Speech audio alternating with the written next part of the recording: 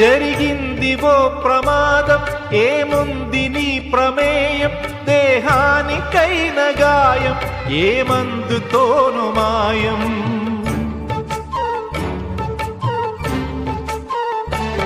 విలువైన నిండు ప్రాణం మిగిలుండటం ప్రధానం, అది నిలిచినంత కాలం సాగాలి నీ ప్రయాణం.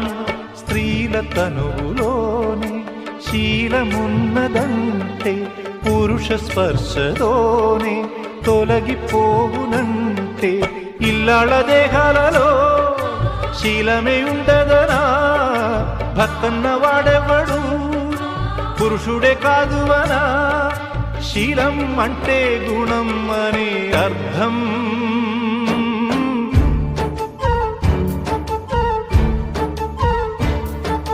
నువ్వేమి చేశావు నేరం,